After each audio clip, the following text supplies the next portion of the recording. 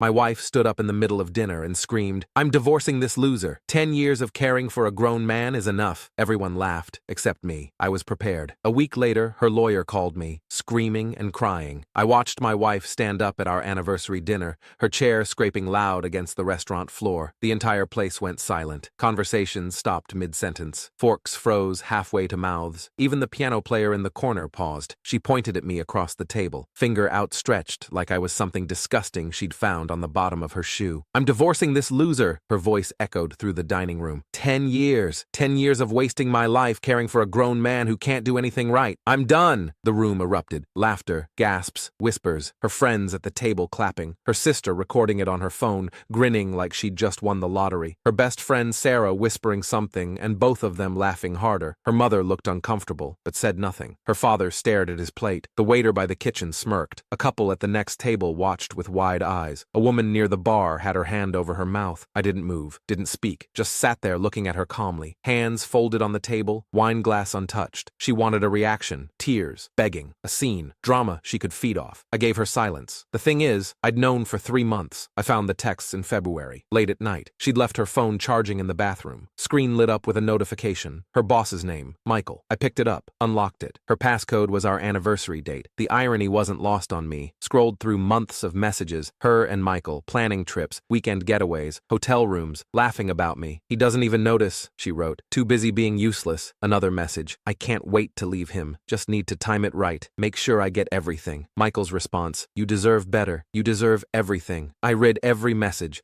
every email, every photo they'd sent each other. Took my time, made mental notes, then I put the phone back exactly where she'd left it. She came out of the shower 10 minutes later, smiled at me. "What are you doing up?" "Couldn't sleep," I said. "You want tea?" "That sounds nice." I made her chamomile tea, extra honey, the way she liked it. We sat on the couch and watched half an episode of her favorite show before bed. I didn't confront her, didn't cry, didn't ask questions. I went to work the next morning, came home, made dinner, asked about her day, smiled when she talked about her promotion opportunity. I played the role she thought I'd always play, the predictable husband, the boring one, the one who didn't notice. But I noticed everything. I even bought her flowers on Valentine's Day. Red roses, expensive ones. She smiled and kissed my cheek, and 5 minutes later she was in the bathroom texting him. I could hear the notifications through the door. While she was planning her exit, I was documenting hers. Bank statements showing withdrawals for hotels, credit card receipts from restaurants I'd never been to, weekend conferences that weren't on her company calendar, screenshots of every message, every email, time-stamped photos from hotel lobbies she'd posted on Instagram and then deleted. Her company, a mid-sized tech firm, had a strict no fraternization policy, especially for management. Zero tolerance, immediate termination. Michael was her direct supervisor, executive level, married with 3 kids, 20-year tenure, on the fast track to VP. I made copies of everything, digital and physical, organized by date in 3 separate folders, backed up to cloud storage, printed and filed in my office at work. I was meticulous, patient, thorough. The anniversary dinner was her grand finale. She'd been planning it for weeks, made the reservation herself, at Bellissimo, the upscale Italian place where I'd proposed 10 years ago. She said she wanted to celebrate our journey. She invited everyone who mattered to her, her parents, her sister, her 2 best friends, her cousin, even her work friends, 3 of them, including someone from HR. 15 people total at a private table in the back. She'd ordered champagne in advance, picked the menu, paid for everything with our joint credit card. She wanted to humiliate me in front of everyone who'd watched us build a life together, everyone who'd been at our wedding, everyone who thought we were happy. She wanted me broken, begging, defeated. Dinner started normally, small talk, toasts, stories about the early days. Her father gave a short speech about commitment. Her mother dabbed her eyes. I smiled, laughed at the right moments, raised my glass, told the story about our first date when I spilled wine on my shirt. Everyone relaxed, thought it was a normal anniversary dinner. Then she stood up, made her speech, screamed about wasting 10 years on me, called me useless, a loser, dead weight. Her friends cheered, clapped. Sarah literally stood up and hugged her. The table went quiet afterward, waiting for my response. Her mother looked uncomfortable. Her father stared at his plate. The HR woman looked like she wanted to disappear. I picked up my glass of water, took a slow sip, looked her directly in the eye. "Okay," I said. That was it. Just okay. Her face twitched. Confusion, then anger. "Okay? That's all you have to say?" I nodded once. "Okay." She grabbed her purse. "I'm leaving. Don't wait up. I won't." She stormed out. Her friends scrambled to follow, her sister still recording, Sarah linking arms with her, all of them laughing as they pushed through the restaurant. I sat there, finished my water. Her parents left quickly, apologized quietly. Her father squeezed my shoulder. I stayed, finished my meal. The waiter, the one who'd smirked, brought the check. I paid Paid it, cash. Left a 30% tip. Drove home alone. She didn't come home that night. Texted me at 2 a.m. Staying at Sarah's, need space. I texted back, okay. She filed for divorce 2 days later, Tuesday morning. I got the papers at work, hand-delivered by a process server who looked embarrassed. Her demands were listed on page 3. The house, the one I'd bought before we got married. My retirement account, the one I'd been contributing to for 15 years. Half my paycheck in ongoing spousal support. Her car payment covered. Her credit card debt paid off. Her lawyer sent a separate letter,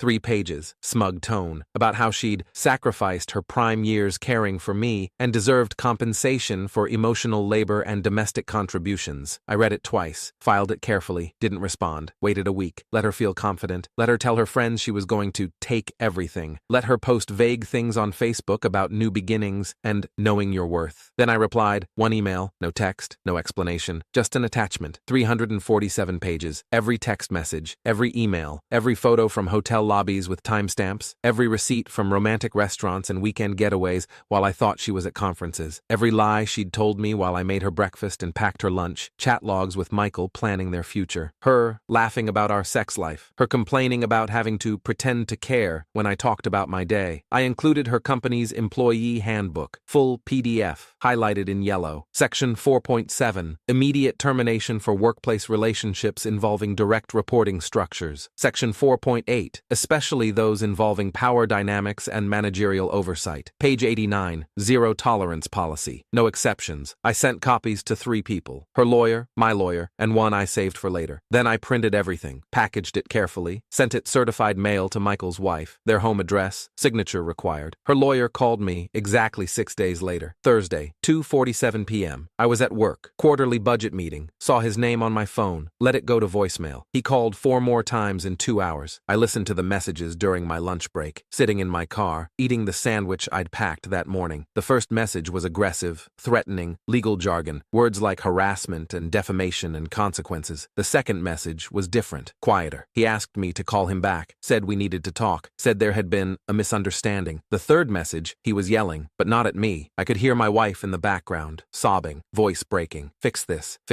please, you have to fix this. The fourth message was just him, tired, defeated. What do you want to make this go away? Name your price. I deleted all 4 messages, didn't call back. The next day, Friday, I sent everything to her company's HR department, anonymously. Professional email from a burner account. Subject line, policy violation report, urgent. Attached documentation, dates, times, hotel receipts, text messages discussing work decisions made in bed, emails sent at 3 a.m. from hotel IP addresses. I CC'd the CEO, the head of legal, the entire executive team. She was fired within a week, Tuesday afternoon, escorted out by security, her desk contents in a box, her badge deactivated. Michael was fired the same day, 20 years of tenure, gone. The company released a vague statement about policy violations and maintaining workplace integrity. His wife filed for divorce 3 days later, emergency custody hearing, got a temporary order, took the kids, froze their accounts. Michael tried to contest it, made the local paper. Tech executive embroiled in affair scandal was the headline. His photo from the company website, not flattering. My wife moved into a 1-bedroom apartment across town, near the highway, cheap complex, thin walls. She posted on Facebook asking if anyone knew of job openings, entry level, anything. Nobody responded. 47 people saw it, 0 comments. Her friends stopped calling, stopped liking her posts. Sarah unfollowed her. Her sister made her profile private. The ones who laughed at that dinner, 3 of them reached out to me. Long, apologetic texts. They didn't know the full story. They felt manipulated. They were sorry. I didn't respond. Just blocked them, one by one. The divorce was finalized in April. 4 months start to finish. No fault on paper, but heavily in my favor. The evidence made her claim for alimony laughable. Her lawyer didn't even fight it. Basically told her to take what she could get and move on. I kept the house, my retirement, my car, everything I'd built before and during the marriage. She walked away with her car, still in her name, payment still due, her clothes, her jewelry, her half of our joint checking account, those 1,847 hours, and the weight of what she'd done. I saw her once after that. June, grocery store, Saturday afternoon. I was buying steaks and vegetables. She was in the cereal aisle, buying ramen, boxed wine, generic brand. She looked older, tired, her hair wasn't done, roots showing, no makeup, sweatpants, and a wrinkled t-shirt. She saw me and froze, cart blocking the aisle, eyes wide, calculating, speak or run, apologize or pretend she didn't see me. I pushed my cart past her without a word, didn't even look back, checked out, loaded my car, drove home, never saw her again.